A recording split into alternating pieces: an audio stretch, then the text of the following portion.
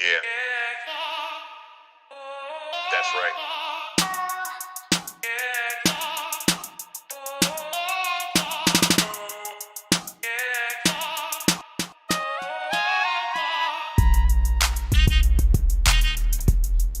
Calvin Pate from the DMV.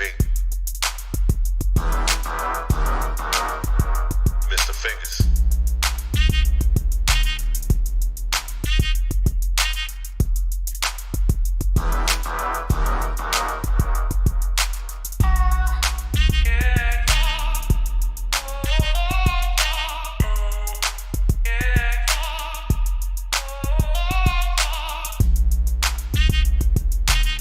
This week in UGA football.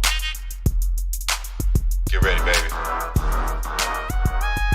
Let's go.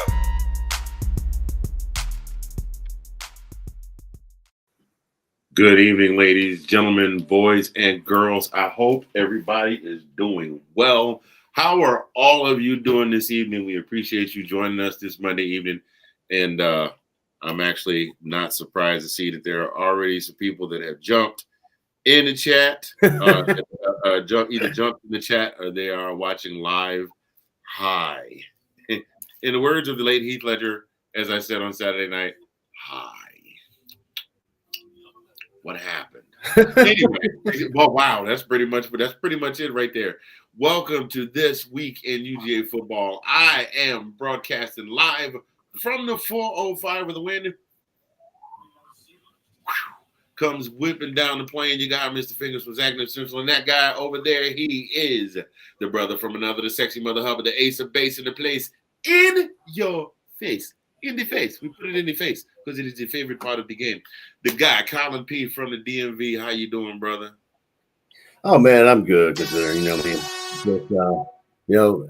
hey, great weekend of college football. I mean, as always.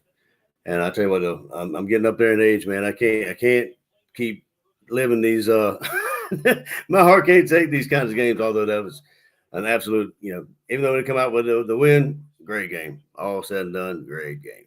But for who? Been good. How about you, man? For who? Great game for who? Hey, you gotta appreciate the great game. We came back. It could have been a lot worse. Let's put it that way, dog. Come on.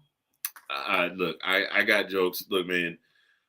I was on my way home from work and I heard on the radio. I love listening to the sports radio stations around here. Of course, all you're gonna get is about 95%, 94% Sooners, 3% Cowboys. They may touch on Tulsa and maybe Langston if they beat somebody big. But what they had to say was they forgot who it was from ESPN that they said they commented that this was bar none 100% the best weekend of SEC football in better than a century, because not only did we have a battle for the ages between our Dogs and the Crimson Tide. Shouts out to the Crimson Tide, by the way, and to my one Facebook friend that wants me to say them 8 letters, them 2 words, them 2 one-syllable words. I'm not gonna say them, but I will say congratulations. I'm not gonna tell you that you should take your laundry detergent and toss it in a manner so that it toss it in a locomotive manner that resembles a tire. I'm not gonna do that, but congratulations. You see what I did there? But not only did you have that, you also had Kentucky rising up and beating Ole Miss. You had Arkansas and Texas A&M beating the ever-loving crap out of each other. It was a great weekend of SEC football. Oklahoma, don't forget Oklahoma. And then Oklahoma, yeah. Oklahoma.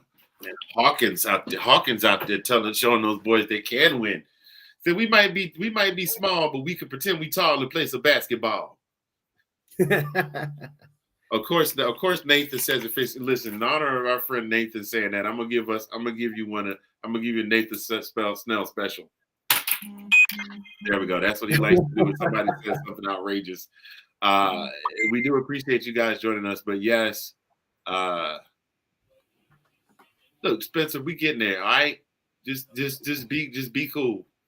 Just be cool. Tell that dude to be cool. Like 180 Say be cool, everybody.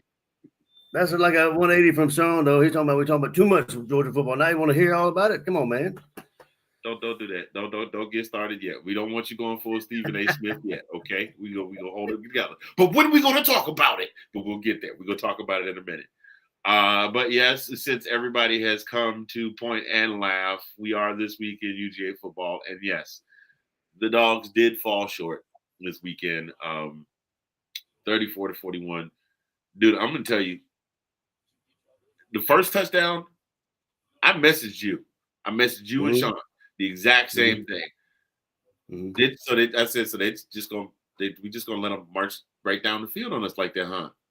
And then we went 3 and out, and then I turned around. I went to get a soda out of the fridge and came back, and it was like touchdown Crimson Tide. I was like, what in the hell? So they good enough. We don't need to spot them points. So by the time it got to 3 touchdowns, I was really irritated. And you saw what I had to say. The Dogs are not going today. The Dogs were not going today. They were not. Sometime, you know what? Sometime Kirby Smart, when Alabama say they want to play you, you just got to tell them no. Oh my God! It was absolutely insane. Like, bro, I'm gonna toss it to you. I mean, what happened? Oh, I mean, I know what happened. You and I have discussed this at length, ad nauseum. We are here, and we talked about it ad nauseum about the Dogs and their style of play. But I want to hear it from your mouth, and I'm probably going to say the exact same thing you said. But go ahead and let the people know what happened on Saturday. Oh, I'm sure. I mean, I don't. I mean, I can't really. I mean, I don't know what happened. I mean, I can only speculate. But yeah, I was confused at a little bit of our play calling. Like, I mean, normally we run the rock and that kind of stuff. There's a lot of play calling that were pass plays called. But at the same point, I don't think. To be honest with you, I don't think we were ready for Tuscaloosa. I don't think we were ready to be there, and the environment and that kind of stuff. It didn't seem that way. But definitely I mean, that's all I can say about that. It's like we just couldn't get anything. We were snake bit, like right off the jump. Like as soon as they scored, it was kind of we were deflated, couldn't get anything going, couldn't get yardage. I mean, it was like 3 and out, like you said, 3 and out. Then our defense started getting tired, and and Milroe was just picking us apart with his legs and his arm, and we just had no counter for it. And what I said last week. Oh yeah. We had We need to score. We needed to score. We had accounted for it. 1 touchdown, 2 touchdowns, 3 touchdowns. Damn, how many touchdowns they gonna get? We had accounted for it. Hey, and if they didn't have the ball and they were going down the field and scoring, we were saying, hey, we don't want the ball here. Y'all take it back. Y'all take the ball, score again, try again. We don't want it. We want just here. And that's what I was confused too about Beck. It looked like he was like eyeing his receivers. Like don't get me wrong, like he was throwing some. Not the first half, the second half, they came alive. But we can't do that. Let's go back to our conversation with the 4 quarters of football, dog. It's like, they're too good. Their teams like Alabama, you cannot spot them 21 points. You can't do kind of lay back on the first half. Not saying they did that, but I mean, you got to play complete 4 quarters. I mean, you cannot lay down. I'm going to pause you right there. You won't say that, but I'll say it. Have we not said during the championship season in 21, 21 we kind of just knocked everybody in the head, but during the championship season in 22 and last year, did we not say we cannot afford to play laid back football with people and just turn it on, because at some point somebody is going to jump up and punch us in the mouth. Now in the SEC championship, we went bar for bar, we went blow for blow. It was Superman versus Ultraman in the ultimate cage fight.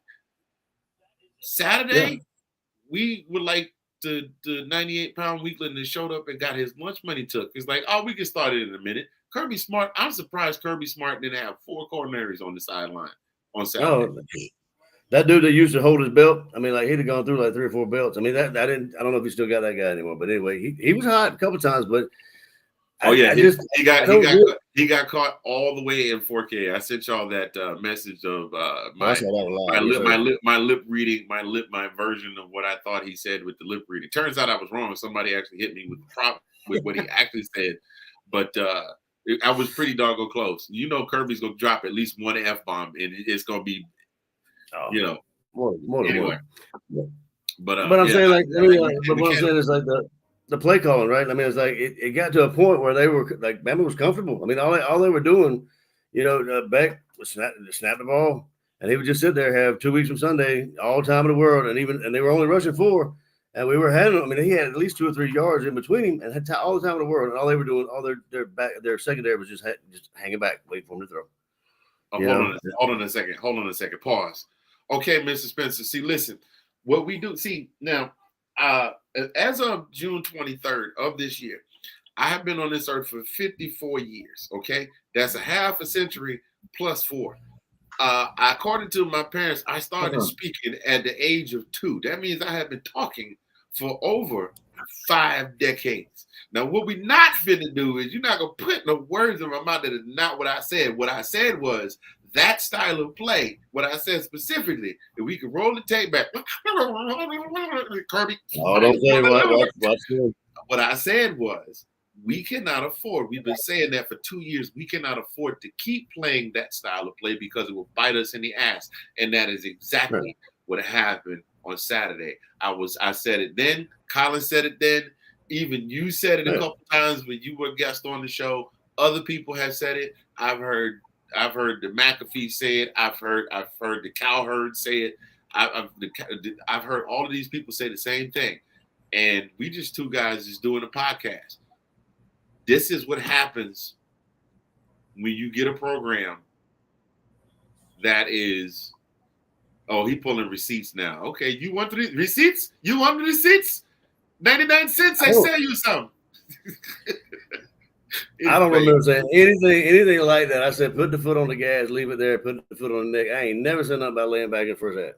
But at the this is what happens sometimes when you get a program that has experienced a measure of success and then get cocky. I think what has happened is what it has been my fear one of my fears that I have not expressed because I didn't want to speak it into existence. Them boys got cocky. They thought they were going to go in they were going to go. We had a week's worth of rest. We good. We getting ready to go in Tuscaloosa and handle business. And what happened? They got their dirty drawers handed to them live in 4K on national television in prime time on a Saturday night in front of a playground full of people. You ever remember back in the day you was going to fight the bully and you didn't think when nobody going to show up, but maybe your boys and his boys and then the whole school show up, including the girl you wanted to impress. And now you nervous because you just figured he will tap you a couple times and y'all will shake hands and go good fight. And then he really embarrass you. And now the girl that you like, I don't even think he could be a good provider for me. I don't even think he could be a good protector. Very demure, very respectful. Whatever the hell it is they're saying these days. That's what happened in Georgia. Well, I think everybody. Honestly, I think period, point blank, it was like they weren't ready. Like, I mean, honestly, they thought they were ready, but they weren't ready. And for the amount of the show it was, the amount of the crowd that was there, all this kind of stuff. But Bama was there, and plus, you had a brand new coach. These players were playing for him, and Yes. you know what I'm saying. And we like I said, I'm speculating, of course, but we were. Just I'm leaving this one up. I'm leaving this one up because I really want to talk about this. Go ahead, continue. Okay, but yeah, I mean, I and what you said about laying back, I think at the second half you can say the same about Alabama. They were up and they got too comfortable, I think. But we did make some great plays and we did, do what we had to do. But I think they had kind of that same feeling that they were up and they were like, oh, we can just coast to the end of the game. And then, I don't think that, that didn't help them that much. But I mean, they turn it on again and we do what we do. And actually, you know what? What's my saying? Bama does what Bama do. Does what Bama do. Man, you know what? That will forever be a part of this show. But right now, I don't want to hear that crap. I almost cussed. Got put a hard cuss on there.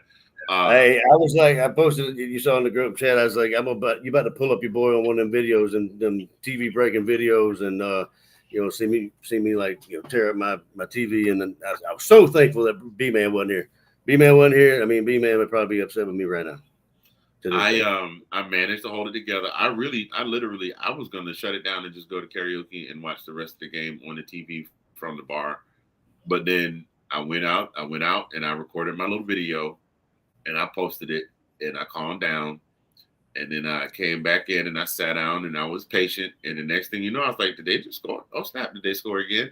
But let's talk about this for a second. It's time to talk. It's time to have a talk about it. Is Mike Bobo the problem? I made a post about it, and I don't know if you saw it or not. I said I'll say this. I think that Kirby and Bobo is just as bad a combo as Lord, I can't remember his name. Your boy that was at Oklahoma, Lincoln Riley, and Alex Grinch. Because Lincoln Riley always had the quarterbacks in the offense up and ready to go, and Grinch could not give him an offense to support it. And the defense, I don't know whether they drank Michael Jordan special juice, like Space Jam at halftime, but they came out, they started shutting down drives and things of that nature. And the offense finally sputtered and caught like an old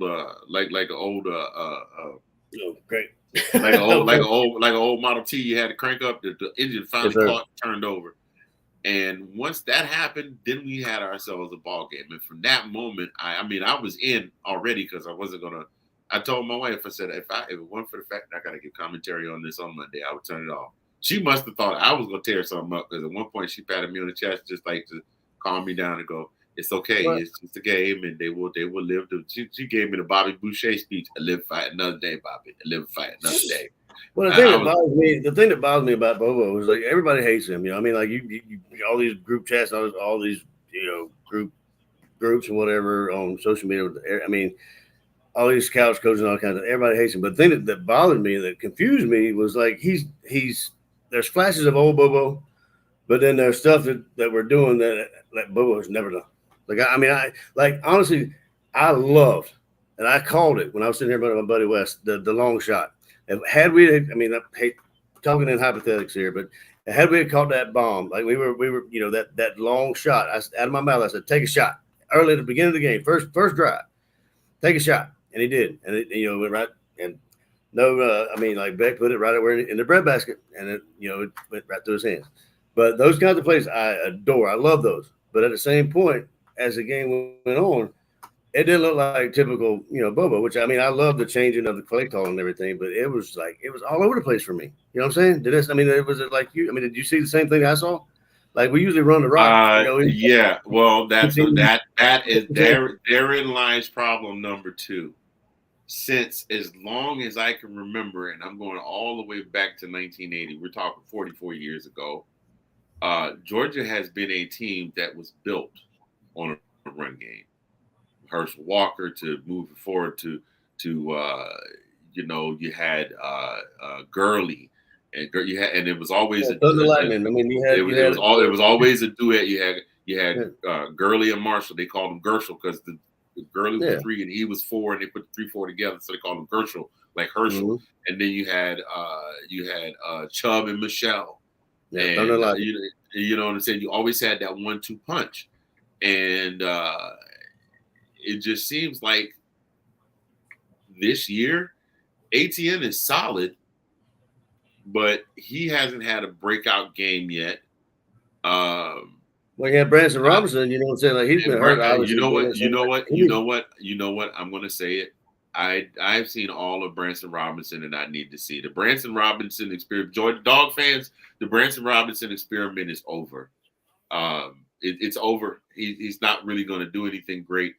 It may be a deal with Bobo and his play schemes and things like that. But the Branson Robinson experiment is over. We're 5 games in. We're 4 games into the season. Well, we're 5 weeks getting ready to be week 6, but 4 games into the season now, and he scored a touchdown from 2 yards out. I haven't seen him really. But case in point is like, looking at the stats here, like ETN had 12 carries for 55 yards, touchdown. You had Dylan Bell, 2 rushes for 9 yards, and Beck himself had 8 rushes for 9 yards. And you had Robinson with 2 for 8 yards. And then my boy Cash, he had only 2 touches for -1.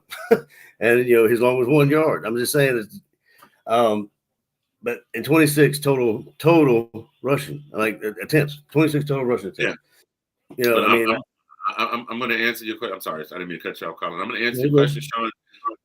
I think he had the potential to be, and probably could have been had he not got hurt, because he got hurt 2 seasons ago. Yeah, and he's had trouble coming back too. Like I Yeah, mean, he got hurt. He got hurt 2 seasons ago during the last championship.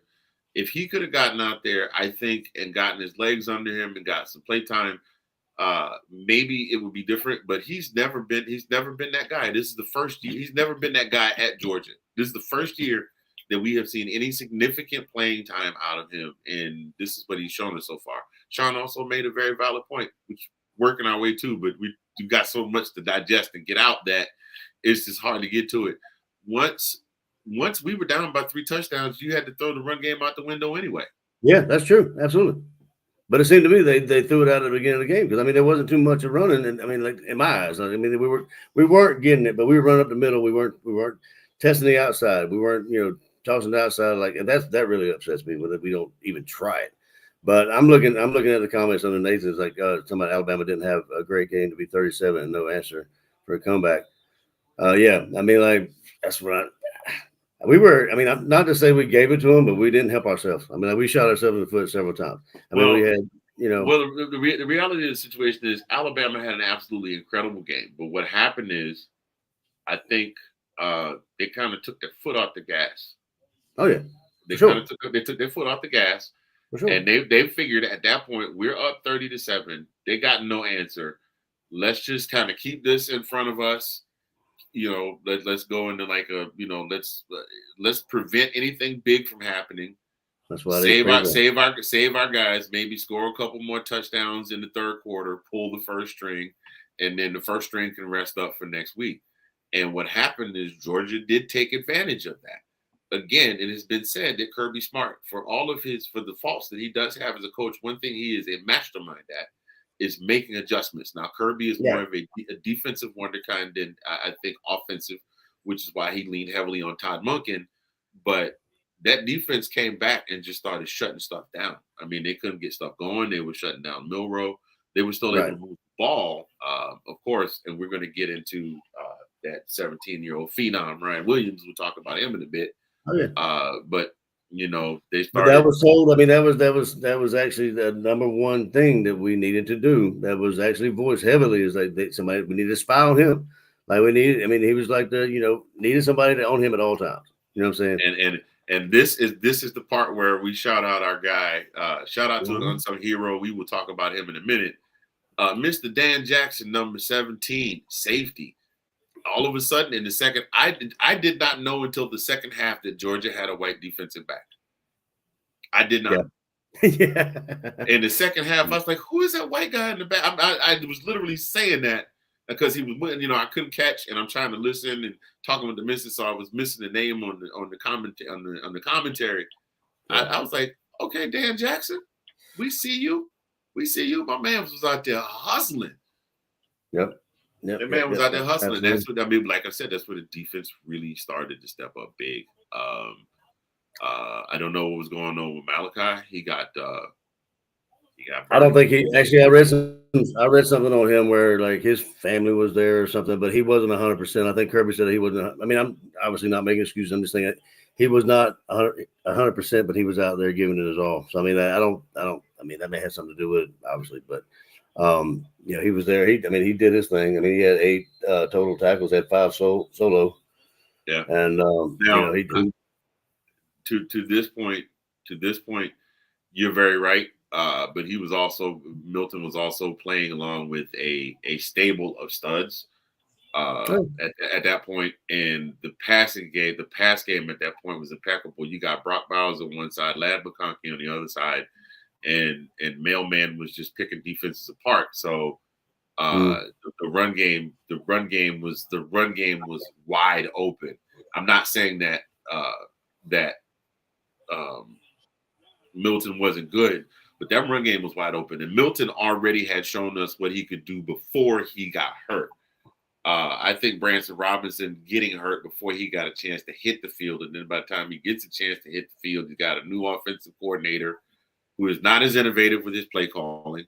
You got different blocking schemes, and you got a kid that's kind of shy about tearing his leg up because he still wants to get. I can't speak to it. I don't know if he's Right. gun shy or whatever, but I have seen enough of Branson Robinson. Branson, love you, bro. Look, you made a whole lot of NIL money off of them pictures that they sent of you as a high school prospect. But we wish you the best. I just honestly, I So let me pose a question to you. So, like, far as I'm gonna go ahead and get into it. So, the Heisman conversation with Beck, all this kind of the hoopla, and I mean, look, I'm not dragging the kid. I love him to death. I mean, but having him being is where he was touted as number one. I mean, I have my questions about it. And then what was the phenom aspect of it? I mean, arm, was it running and whatever, and there were times that I thought that maybe they gave him all the time in the world. Should he? I mean, he did. Don't get me wrong. Sometimes he did take off and run, but they were giving him at least 4 or 5 yards. I mean, he would run into the the linebackers and what have you. But every time he tried, he looked like he didn't know where the sticks were. Like he would slide before the first down markers, and like that kind of. He did that several times, and but I think he should take more advantage of Yeah. Somebody needs to teach that young man how to slide too. I noticed a lot of times he was diving head first. And, we know a quarterback right now that's in the pros that might not have any type of career left after he gets done going through treatment for his 5th concussion. Fortunately, Beck hasn't had one, but that may happen at some point in the near future if he's not careful. Why not? Why not, Sean? Why not? Moving forward, since you mentioned Carson Beck, it's easy to say that I think it's safe to say that Carson Beck has fallen in the Heisman running. Yes, he did have an insane amount of passing yards, but as we mentioned earlier, you got to pass the ball when you're down by 3 touchdowns. 3 touchdowns, of course. 4 touchdowns coming out of the second half. You just absolutely have to. Now, the beautiful thing about it is that things started to click.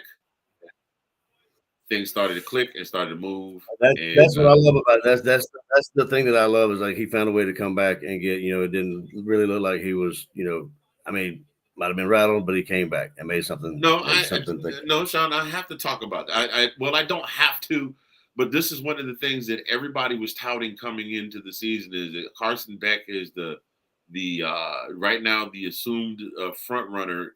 Before his single game was played, he was the assumed front runner for the Heisman, and nobody had played yet. And that's one of the things that I hate about hype is that sometimes the hype can get into that player's head. Sometimes it can work for the positive, sometimes it can work for the negative. Right. So I'm just addressing that for anybody left that even has a smidge of a question about whether or not he's going to win the Heisman. He's going to have to play. He's going to have to throw for 400 or 500 yards and 5 touchdowns with no interceptions for the remainder of the season. The Dogs are going to have to run the table. He's going to have to run for 6 touchdowns in the conference championship, save a lady from choking from a hot dog in the stands, and save a couple of babies from a burning building to even sniff New York at this point.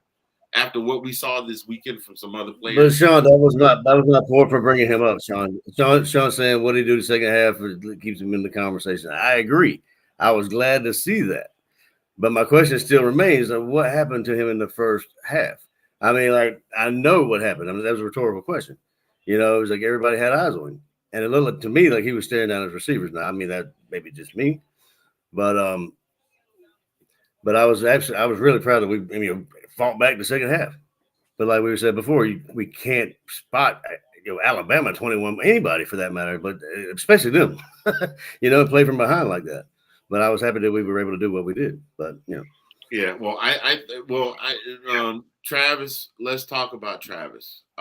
Travis is a phenomenal player, and Travis is also playing on both sides of the ball in just about every snap, and that's something that Carson Beck is not doing. And Colorado is also, as a team that was probably supposed to not have won any games at this point in the season, is now 3-1. And they're in the Big 12 now. So it's for them, it's kind of, I want to say from where they were ability-wise and talent. Well, not necessarily talent-wise, but where they were ability-wise and record-wise in the past. The Big 12 is a step up for them, and they're right now, 5 weeks into the season, they're 3-1, and they're doing the doggone thing. So, is it more of a Q&A? You know what? You're absolutely right. But as far as Beck versus Milroe, I do think that it was great. Now, if I have to say any one good thing about this game, it is that you don't see a lot of teams that are down by 28 points go in the locker room, come back out, and then go, all right, now I'm going to punch you in the mouth. You know what I mean? And they punched Bama in the mouth for 2 quarters and took the lead, no less. So there's that Carson Beck did not completely lose control of his for as scattered as he was playing during that game. I've never seen a kid throw 2 interceptions in a game, I don't think. For as scattered as he was in that game. No, and then just to be fair, I mean, he had, some of his receivers. So I was saying, like, just to be fair, like some of his receivers dropped some of the, his passes too. So I mean, they weren't on the same page, and then but some of those picks were, but you know what I mean.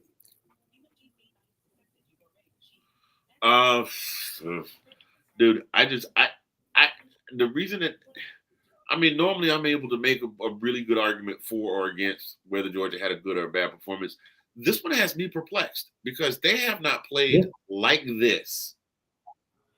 It's been a good long while since they played like this. You understand what I'm saying? I would literally, I would have to go to Google to see when the last time was they played like this, and they just got it. They got their butts handed to them for, the first half. All things being equal, let me ask you this question. I'm going to pose it to you. All things being equal, if the second half Dogs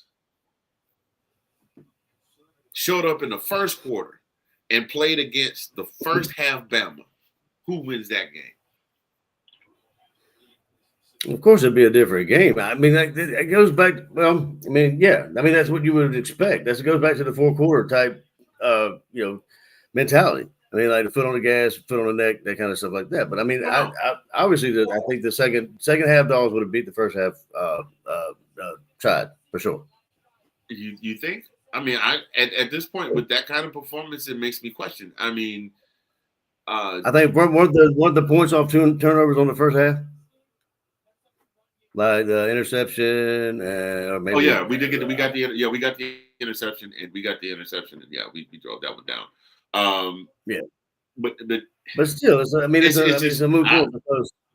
It's a move forward because you need 4 quarters football. It's got to happen at some. It's got to happen at some point.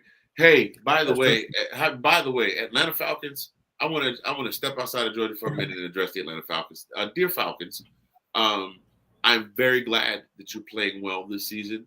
Congratulations on your win over the Saints yesterday. Congratulations, mad congratulations. I'm almost at the point where I want to yell rise up. But just in case you were wondering, please take this game and take it back, the footage back to Arthur Blank and say, and show them what Alabama did and say, this is how you shut down when the team's coming back on you in the second half. Please and thank you. Just in case you happen to be lucky enough to get to the Super Bowl this year and play for the Lombardi. Thank you very much. Ran over. I'm done with that. So anyway, Beck was definitely more focused in the second half. And it's not that Milroe really lost anything off his game. It's just the defense just said, all right, fellas, y'all ready to play now? And they just started, 3 and out, which was absolutely awesome. Yeah. Now, of course, that young safety would have to finally get a little dose of get right on the absolute last play of the game where he makes the interception to shut down the comeback and seal the victory. Right. But everything just seemed more focused. Everything just seemed that was one of the craziest 2 minutes I've seen in my life. It was just insane. As I said, my heart can't take that. And then let's we're talking about the second half. Let's talk about, and we're gonna get into this because we got another segment coming. Let's talk about Ryan Williams, 17 years old, reclassified so that he could leave and go play football for the Crimson Tide. You know they got a stable in Tuscaloosa. Now, maybe they're not getting receivers like they used to get back in the day, you know, the Julios and the Judys and all that, and the Jameson. They're not getting 5 and 6 of them a year. But this kid was able to make the first string. And you know, that song is better. It's funny. It's funny where I'm going with this because for those of you watching, when we were in the green room before we came on, my esteemed co-host was watching 8 Mile.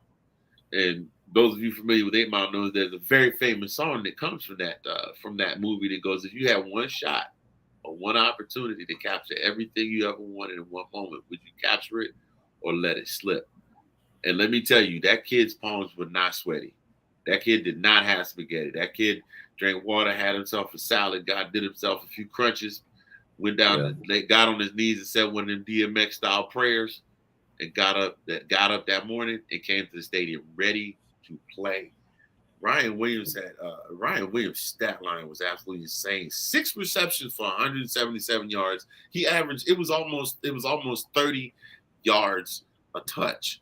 And of course, he got that game with the bobbled catch, bobbled catch in Georgia territory, and then of course the game-winning touchdown, which was absolutely insane. If they had been playing against any other team, I'd have been like, "Yo, did you see that?" But it happened to us, of course. But just absolute insanity. Ryan Williams is playing his face off. Milroe is out there playing his face off. Beck is slinging the football around the field for his entire life. Arian Smith is trying to catch everything he's throwing to him. The defense, I couldn't have asked for a better game. If I did not have a vested interest in that game at all as a fan, I would have said that's one of the best damn games I've seen so far this season. For sure. And I would definitely say that. So what we're going to do here, we have been talking nonstop. We normally don't come on and do a straight 40. We've been going for 40 minutes. This is This Week in UGA Football. Mr. Fingers here, Colin P. from the DMV over there. We're talking about the Dogs. Disappointing 34-41 defeat at the hands of the Alabama Crimson Tide. Absolutely amazing game. We're going to take a quick break, and we will be right back.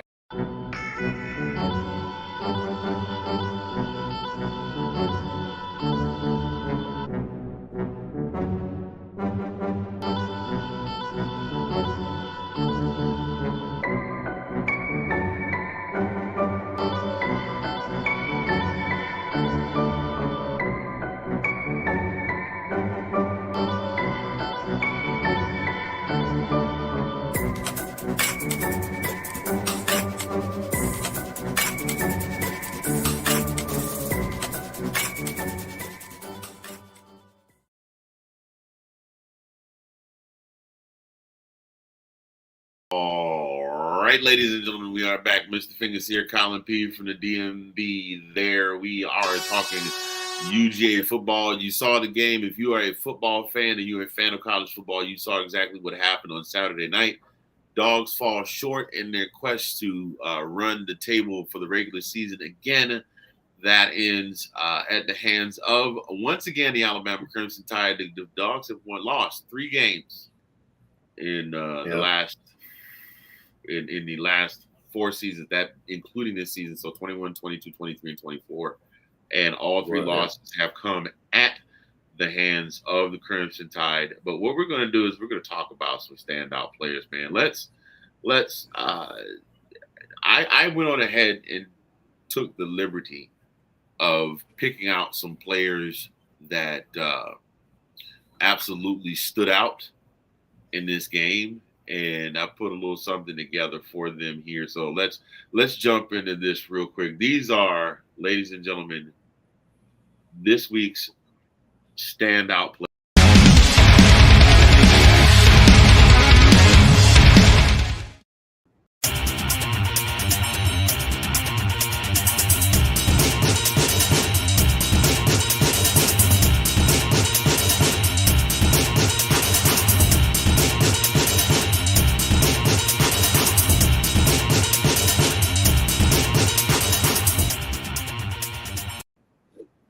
So there you have it. Short, sweet, and to the point. Jalen Milroe, just absolutely phenomenal. Now, since we Phenomenal. mentioned Yeah. phenomenal, since we're talking Heisman, we're going to go ahead and put his name. If his name was not in the running in the top 4 or top 6, it needs to be. I mean, 27 to 33, 374. And this is playing from in front.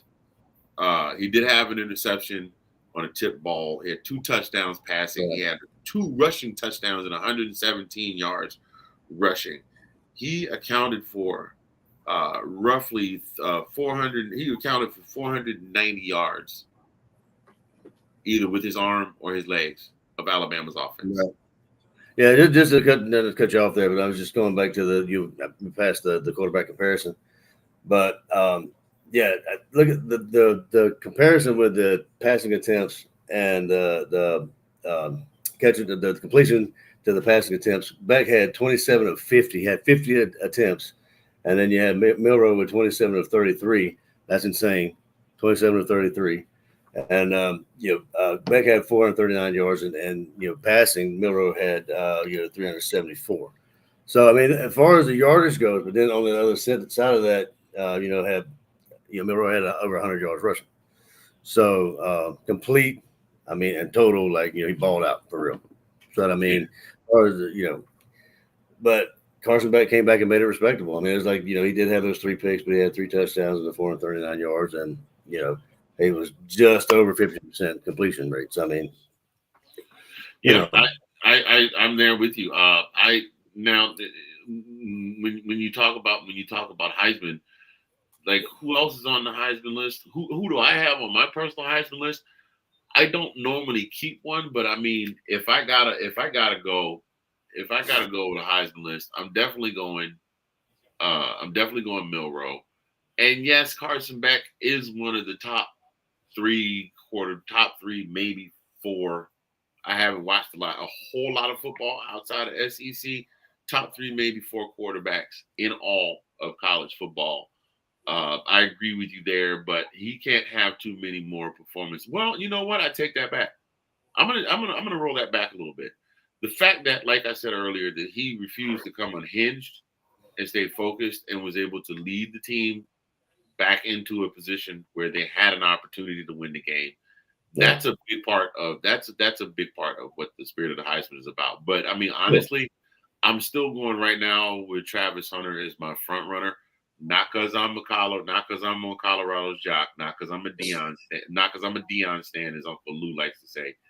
You name me one other player that you can, off the top of your head, one other player that's playing both ways in college ball. Sean Spencer, you have to have a 15-second sit out, let college have a head start, because you are probably the most encyclopedic knowledge behind Mr. Loosemore. Travis Hunter's playing every snap of every game, and he's good on both sides of the ball. And he's not just good, he's damn good. So I can't think of, I mean, if the Heisman Trophy truly is about the most, I won't say most valuable player, but the best player in all of college football, I can't think of anybody other than a guy that's playing both ways and excelling on both sides of the ball. He take a conversation with yours. He excels in defense, on offense, and on special teams. I mean, well, Quinn Ewers is in that conversation. I think he's going to have to, I mean, in order to stay in it, he's going to have to hopefully heal up and be able to come back and play some more. That was my question. Is like, they're going to hinder him being hurt and missing these games? 100%. As long as you know who continues to show out under center. Like the question in my mind right now is, if Arch continues to do what Arch is doing, will Ewers get his job back? Right. I mean, we've seen it happen. JT Daniels. Yep. JT Daniels got hurt at USC, wound up having to transfer to Georgia, got hurt at Georgia, wound up having to transfer to West Virginia, got hurt at West Virginia, had to transfer to Rice. And now he is out of football. He is retired medically from football because of concussion. Smart move on his part. But yeah, that's if I had to just go with a 3, I would go Milroe, Travis Hunter, Ewers if he comes back, I'll add a fourth. I'll add Manning if he continues to go on the path he's been going. And I want to say Shedeur Sanders so bad because he's doing great things with what they got out there in Colorado. Yeah. You know, I want to say Shedeur Sanders really bad because Shedeur. I mean, look at. Yes, Colorado had an abysmal record last year, but look at what Shedeur Sanders was able to do as long as he was upright. Like if he was upright and his receivers open, he's flinging that ball downfield. Oh yeah. Bro. I'd put Beck in there because don't they say that the belief is, that's where I'll stop. That's where I'll stop for right now. So as the season progresses, I may revisit and throw some more names out there. So. Yeah, you're right because all the pundits were saying that Jerry Jones is going to pick him up in Dallas. So who knows? Because Jerry Jones is like, ooh, shiny. Ooh, a quarter. Right. Sorry. Ooh, piece of candy. I don't know who you got on your Heisman list. No, I can agree totally. I mean, like that's the guys that you mentioned, and that Sean's got in the chat here. I mean, I can totally get on board with that. I'm not, like I say, I'm not a Beck hater. I didn't quite understand the love off the jump. But I mean, like I said, I love the comeback, like the comeback in the kid, the comeback second half. Not be I guess flustered and to the point where he had given up. Not that he would have given up, but at the fact that he actually just balled out the best he could. Like he made some incredible plays the second half. Like I mean he did put us back into this game. He was an integral part. Agree. He took the team on his shoulders. Yeah. He realized that. And he said before in sideline interviews, I realized I just need to calm down and do what it is I came here to do. Well, maybe try too hard a little bit sometimes, which I mean it's understandable. But I mean he was trying to do what he and did what he needed to do. But his self-awareness in that regard is something that you don't see a lot in kids that age that are playing ball. You see them get frustrated. You know what I mean? Like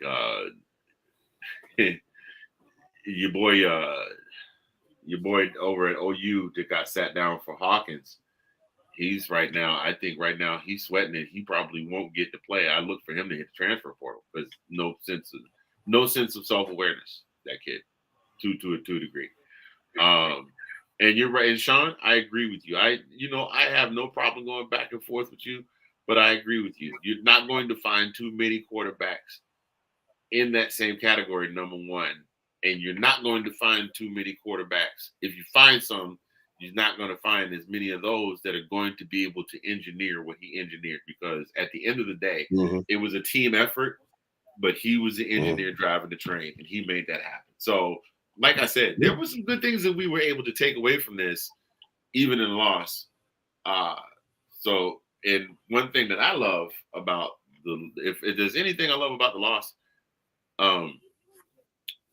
we've only lost a few times in the last several years, and we have a tendency to get that bounce back afterwards. We tend to come back hard. It's definitely sobering. And up next, we got Auburn. Auburn looked like for a minute that they had a shot at it. Thorne kind of slightly came unglued at the end of the game. The two reasons I'm mentioning this, A, because we're playing Auburn, and B, I want to take a minute to give a shout out. I want to give a big shout out. We loved this guy at Auburn when we were talking about Harsin and how he was running the program on the ground. Mr. Tank Bixby in his second season at Jacksonville Jaguars was I think the leading offensive producer in their loss against Houston yesterday. Had a breakout day for him. 90 yards on 7 carries, averaged 12.9 a carry. Didn't get any touchdowns, but his longest rattle off was 58 yards. If my memory serves, and I'm going to say it like that because Sean is going to say, you didn't say that, go to the chat. If my memory serves, we did give Tank Bixby a lot of love. He was at Auburn. And we got Auburn. We got Auburn coming up next. And speaking of somebody who's got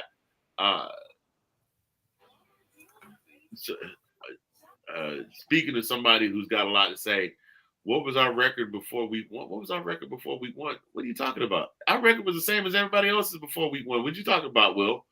Shouts out to our guy Will Kramer joining us in the chat from all the way from the sister state to Georgia, South Carolina.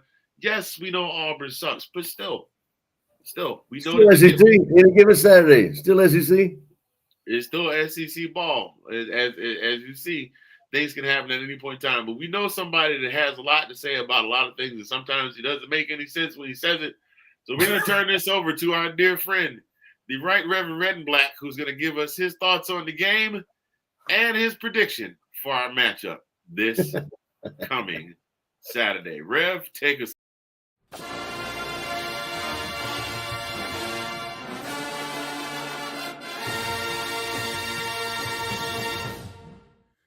Amen, amen, and amen. Brothers and sisters,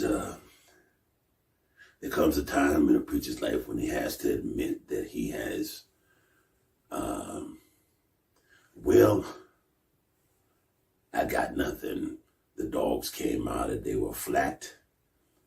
And as a result, where you saw the score, if you remember last week, I predicted a dog win by the score of 35-27.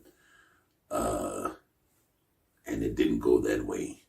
The dogs were not victorious, as it were. However, we do know that when you have faith the size of a mustard seed. Did somebody order some mustard?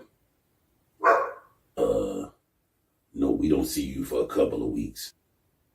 Oh, okay. We'll see you. That was the tennis, him, that guy. Where you have faith the size of a seed, we'll just say that you are able in all things to excel and exceed, and the dogs will do that. We do know that the dogs are very good at bouncing back because they were bumping the dogs against the wall. And I know in the SEC championship we let it slide before, but until you see the dogs' trusts, you ain't seen bouncing back. And that's what the dogs love to do, is bounce back. That from the book of the book of No Limit, chapter 7, 2001. Anyway, as we say, the dogs will bounce back. They're very good at bouncing back. They will come back next week, more focused, more determined. Kirby, his visor was everywhere Saturday. Say a prayer for our boys as they get into practice tomorrow. That's all I have to say. This week they take on Auburn, and I think this week they make a statement, come out of the gate with both barrels a blazing, much like the Pecos Kid in Blazing Saddles. Pew, pew. They will make this happen. I do believe the dogs win by double digits, and I'm going to go ahead and stick with that 35 on the dog side and 22 for Auburn. Auburn did look somewhat more organized this past week, but still could not get it done. I don't see them making any changes to improve beyond being able to overcome the dogs, who are bouncing back this coming Saturday. So that's the score I have, 35-25.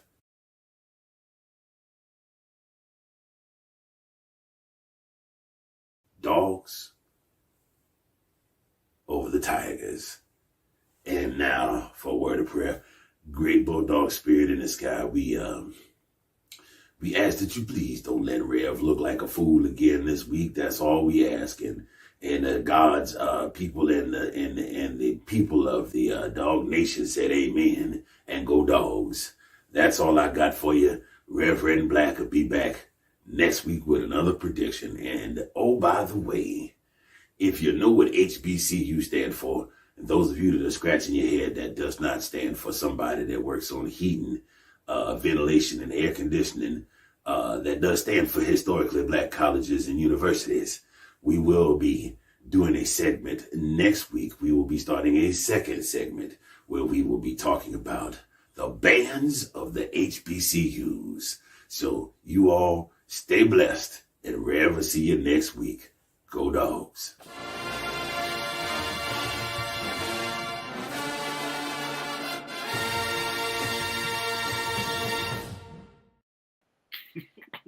To keep bumping me against the wall. Yeah, I know let you slide before. Until the city sees me. Trust. UNC bouncing back. Tell my friends to call me. I ain't accepting no letters. You said chapter no limit. There's the first book of No Limit. First book of No Limit, chapter 20, verse 01.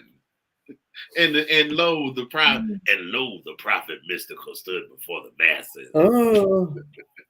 And spoke, and his voice goodness. rumbled like gravel from the pits of God's mightiness. Oh my baby. God loves the red and black. I was trying too hard not to crack up when I said it, because you know that was all off the dome. When Yeah, I said I said one take. I knew it was one take. The only thing that I had to stop and edit in, because I said faith the size of a mustard seed, and then I stopped and looked at the door. Because I was like, wait a minute. So I threw that line in there and it kept it going. So I had to go back and throw the Tennessee fan in there. I just forgot to put on the orange shirt. That's good stuff, man. Because you know how the Tennessee fans are. They like to pop up on you every now and again. You don't even know. You just be sitting at your house, minding your own business. Not to get you.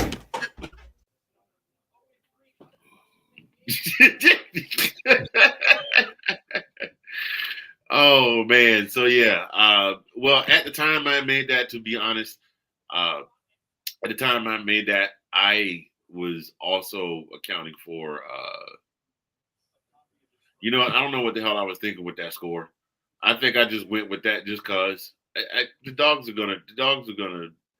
be mad because they lost to Bama. Kirby's gonna run the hell out of. Kirby's running the hell out of them right now. He's probably been running them since 6 o'clock this morning. It's like the Simpsons where they say, "Stop it! He's already down."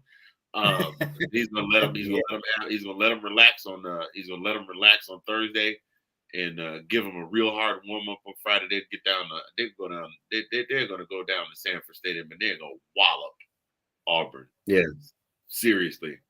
So that's what I'm thinking with that. So more realistically, I'm thinking Georgia has the Dogs are going to have something to prove, and they're going to take advantage of every single weakness that Auburn has. And I'm thinking they're going to get in the 50 range. I think it's going to be like 50 to 50 something. I don't think they get out of the teens. Man, we're picked by 220. 24 is probably going to go up a little bit. 24 and the over under 53.5. So. Okay. All right. Cool beans. So yeah, I really that's what I'm looking for. That's one thing I can definitely say about Georgia. And this goes back to let's see, we lost in the SEC game. Mm-hmm. But we got in over Auburn. And then we didn't beat the dog snot out of them because it was a gunfight for a minute, but then once they opened up the throttle, it was a wrap. Yes, sir.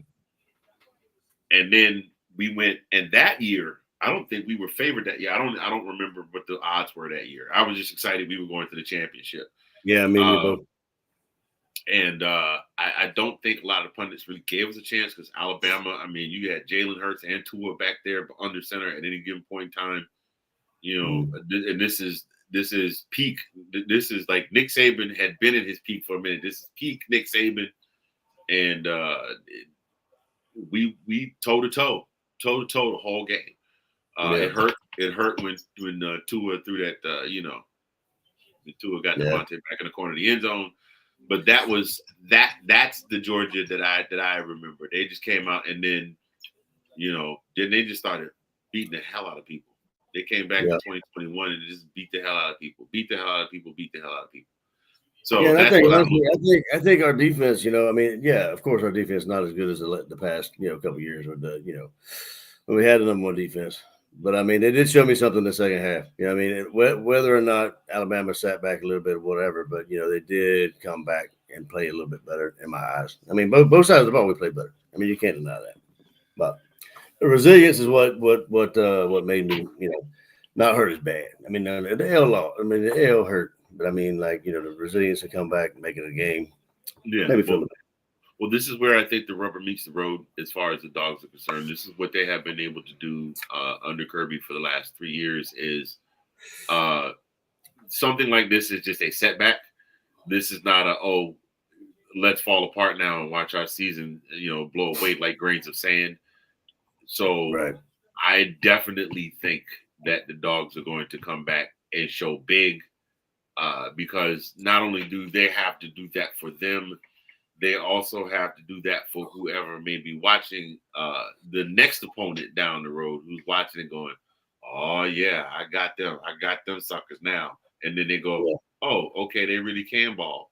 So. And the home game came at a perfect time, too, because we needed to go back into some familiar territory. You know what I'm saying? Ooh, man, you better say that again. This is saying in D.C., I don't know if you hear that much out in Ashburn, but when somebody say something that hits your spirit right, they say, man. So that you get a man on that one right there, for sure. You get a man and the horn. I wish I had some Chuck Brown. I play some go-go music right now. Anyway, man. So at the end of the day, Dogs wind up losing, but the season is not all lost. I have a feeling that we will see Bama again. I do. I think this is going to be the game that makes the team wake up and go, look, we need to start playing for real, and stop goofing around. Or this season is going to be a wash because you see how quickly, if you don't make adjustments and changes to your style of play and your defensive, offensive, special team schemes, how quickly you can fall into a hole. Looking at you, Florida State. Sorry, Ben. Yeah, I mean, you can topple from grace so quick it's not even real. And that I didn't mean to take that dig. That wasn't nice. But what's happening to Florida State this year is unreal. I wonder how Roy Dell Williams and those guys felt on the sidelines watching. felt sitting at home and sitting in their hotel afterwards watching the game, watching Alabama damn near run Georgia out of the stadium in the first half, thinking to themselves, man, we could still be playing for Coach DeBeer.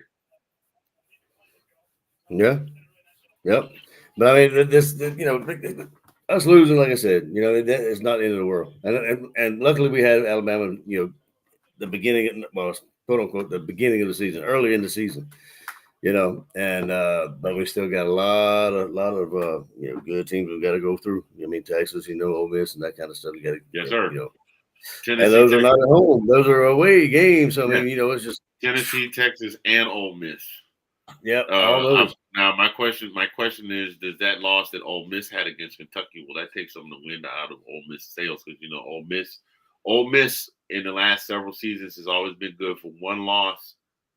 There's no middle ground. It's either to a team that they're obviously outclassed by, or by a team that they on paper have no business losing to. And sometimes that's just enough to get one of the wheels off the rails and kind of set them in a different motion. To answer your question, Sean Spencer, I don't know. I'll get on the bat phone to Kirby and see. I don't know if he's gonna take my call. We'll see. And yeah, and like I said, it's a setback. It hurts. You want to win, especially to a team. It was like to me, it was like a moral thing. Like honestly, like what Sean was saying, like this is a whole different animal being like a 12-team playoff, right? So one loss is not going to hurt you. Now, I believe like there's going to be teams that are in the playoff with at least 2 losses. You know what I mean? At least at the very maybe 3. Hopefully that's not us. But I mean, there's going to be some. I mean, I'd love to have the bye week. Of course, who wouldn't? But then again, the one loss thing, that's where it puts the one loss not that big a deal into the picture. So, that's what's going to be interesting. toward the end of the season, it's gonna get funny. Oh yeah, it's gonna gonna get funny. it's gonna be a lot of people standing around tight at the end of the season. That's for sure. So, I definitely, look, man, I don't think the season is over. I think that at this point the Dogs have nowhere to go but back up, and I truly think that this squad, even with what we saw on Saturday, is 100% capable of making their way into the CFP. So that's all I got on that. And that's what's great. What's crazy also is like, so we don't have it East and West now, but it kind of looks like we're going to be playing Bama hopefully we'll be playing Bama for the SEC championship. But agreed. We don't have that East West anymore, so it could potentially be a West to West and East to East. But I'm hoping we'll get there. But I'm 100%. So, ladies and gentlemen, we do appreciate you tuning in, and we definitely had a very, very active chat section today. Shouts out to our guys, Sean Spencer and Will Kramer, hosts of Washington Football Weekly, which airs on Tuesday. Oh Lord, I lost track of what day it is. The host of Washington Football Weekly, and our guy Nathan Snell. He's on all the time, every time. Host of the Big Nate Sports Show, and he covers everything. I think one time I saw him do a thing about the slap competition, the one that Dana White is trying to market under UFC that we keep seeing all the shorts for. It's almost time for that. You know that, right? That normally pops up somewhere between now and Super Bowl season, and then you see a bunch of those just guys just slapping the hell out of each other for no reason in slow motion. It looks painful. But we appreciate you guys tuning in and watching. Please make sure you spread the word and tell everybody that Mr. Fingers and Colin P will be back next week when the Dogs get the dub.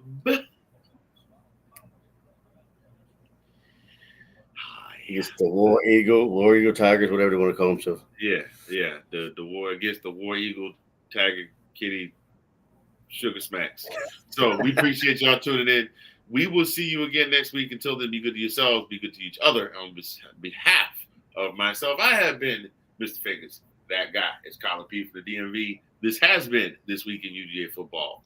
We will see you again next week. And as we say every week to each and every one of you, go Dogs. Go Dogs.